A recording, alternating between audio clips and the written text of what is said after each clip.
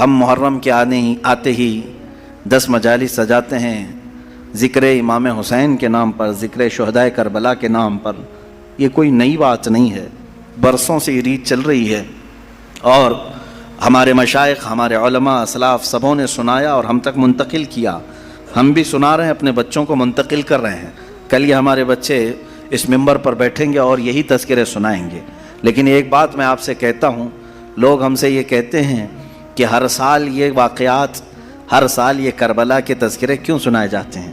ہو گیا تھا کربلا ایک بار، بار بار اس کو کیوں سنایا جاتا ہے؟ میرے عزیزوں، چلو اگر میں بار بار سناتا ہوں تو سننے والے بار بار کیوں سنتے ہیں؟ سننے والے کیوں سنتے ہیں؟ بولنے والا اگر بار بار سناتا ہے تو سننے والے چھوڑتے بھی تو نہیں ہیں۔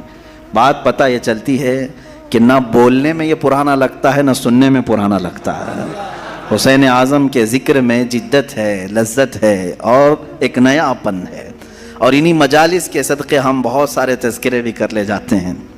عزیزان گرامی، یہ تمام ہماری محافل کا سب سے پہلے میں شکر بجا لاتا ہوں رب ذوالجلال کی بارگاہ میں، اس کائنات کے خالق نے، ہم سب کے پالنہار حقیقی نے ہمیں اس دنیا میں وجود بخشا، اور پھر حکم یہ دیا کہ تم زمین پہ چلنے والی چیزوں کو غور سے دیکھو۔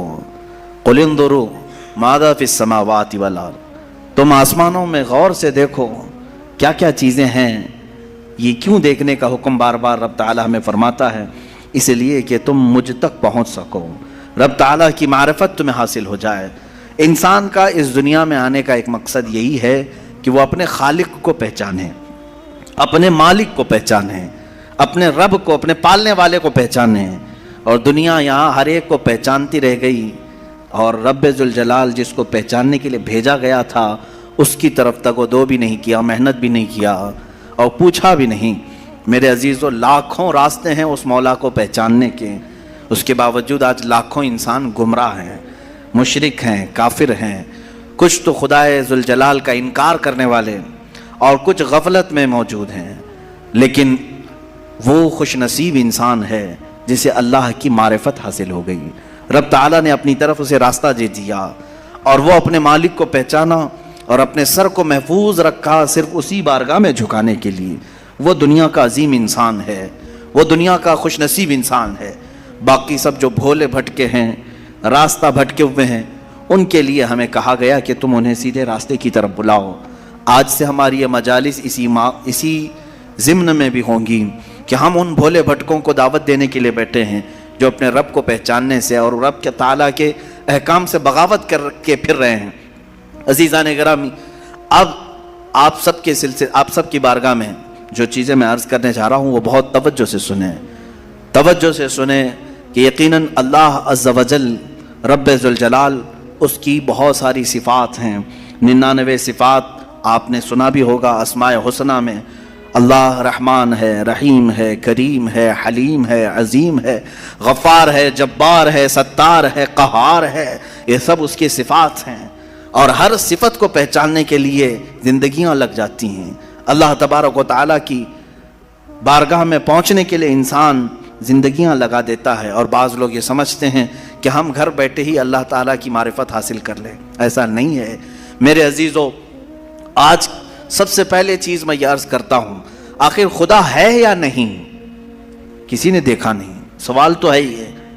ہم تو چلے روایات کے اعتبار سے، ہمارے گھروں سے ہمیں جو علم دیا گیا ہے ہمارے ماں باپ کی طرف سے، اور ماحول نے ہمیں جو علم دیا ہے وہ یہی ہے کہ ہم بولنے کے قابل ہوئے اسی وقت ہمیں کہلا دیا گیا تھا لا الہ الا اللہ، اللہ کے سوا کوئی معبود نہیں۔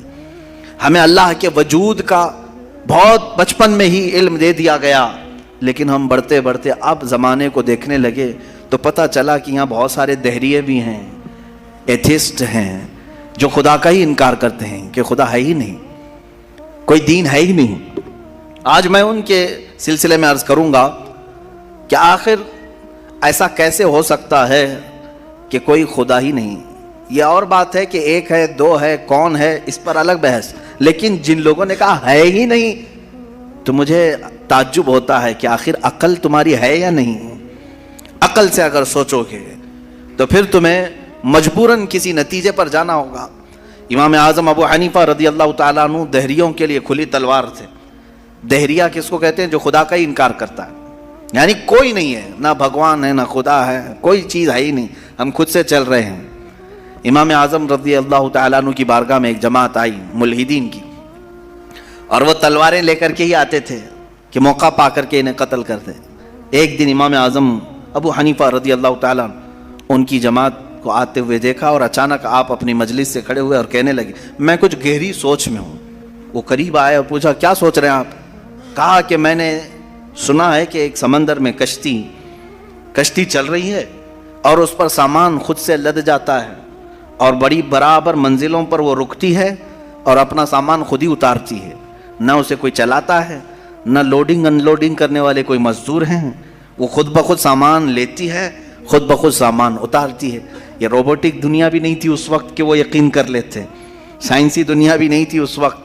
تو ان دہریوں نے کہا کیا مذاق کر رہے ہیں آپ کہ سمندر میں کشتی بغیر ملاح کے، بغیر کیپٹن کے چل رہی ہے اور خود سامان لوڈ کر رہی، اتار رہی ہے، ہمارے ساتھ مذاق کر رہے ہیں آپ؟ ہم عقل والے لوگ ہیں، آپ کی اس بات پر کوئی بیوقوفی یقین کر سکے گا؟ امام اعظم ابو حنیفہ رضی اللہ تعالیٰ عنہ فرماتے ہیں اتنی جب تجھے عقل ہے کہ ایک کشتی سمندر پر بغیر کسی چلانے والے کے نہیں چلتی، تو یہ پورے کائنات کا نظام بغیر چلانے والے کے کیسے چل سکتا ہے؟ برابر وقت پر سورج کا طلوع ہونا، برابر وقت پر سورج کا غروب ہو جانا، چاند کا اپنی منزلوں پر چلنا، اور یہ سمندروں کا برابر اپنے مدار میں رہنا، اور یہ زمین کا طرح طرح کے پودے اگنا، اس میں پھول کا آنا، پھلوں کا آنا، یہ کیا اللہ کے ہونے کی نشانیاں نہیں ہیں؟ کوئی تو ہے جو یہ سارا نظام چلا رہا ہے. ہاں تم یہ کہہ سکتے ہو کہ مشینیں ہم چلا رہے ہیں، پنکھے ہم چلا رہے ہیں، لائٹ ہم چلا رہے ہیں، چلاؤ دنیا کی ساری مشینیں چلاؤ. لیکن میں اگر ایک فیلڈ میں آؤں، ان دہریوں سے پوچھتا ہوں. امام شافعی رحمۃ اللہ علیہ نے کیا جواب دیا؟ میں چاروں اماموں کی بات بتا دیتا ہوں. چاروں اماموں نے رب ذوالجلال کے وجود کے متعلق کیا کیا کہا ہے. امام مالک نے تو یوں فرمایا، آپ سے پوچھا گیا کہ خدا ہے، انہوں نے کہا ہاں. کیا دلیل کیا ہے؟ کہتے ہیں کہ زبانوں کا مختلف ہونا، انسانوں کی زبانوں کا الگ الگ ہونا اور الگ الگ نسلوں کا ہونا، یہ اللہ کے وجود کی دلیل ہے. امام شافعی سے پوچھا گیا آپ کوئی دلیل دیں گے کہ کوئی ہے؟ آپ نے کتنی پیاری بات فرمائی. ارشاد فرماتے ہیں شہتوت کا درخت دیکھا ہے؟ شہتوت کا درخت آپ نے دیکھا ہے؟ شہتوت جو ہے بہت باریک باریک سے پھل ہوتے ہیں، میٹھے ہوتے ہیں، اور اس کا پتا جو ہے وہ کئی قسم کے جانور کھاتے ہیں. شہتوت کے پتے کو شہد کی مکھی بھی چوستی ہے. شہتوت کے پتے کو گائے بکریاں بھی کھاتی ہیں، ہرن بھی کھاتی ہے. یہ سب کے سب شہتوت کے پتے کو کھاتے ہیں. شہتوت کا پتا ایک رنگ کا ہوتا ہے، ایک ہی ٹیسٹ کا ہوتا ہے. امام شافعی فرماتے ہیں شہد کی مکھی اسی شہتوت کے پتے پر بیٹھتی ہے، چوستی ہے، اور اپنے چھتے میں جا کر کے شہد اگل رہی ہے. بکریاں اور گائے اس شہتوت کے پتے کو کھاتی ہیں، مینگنیاں ڈال رہی ہیں یا دودھ دے رہی ہیں. اسی شہتوت کے پتے کو ہرن کھاتی ہے.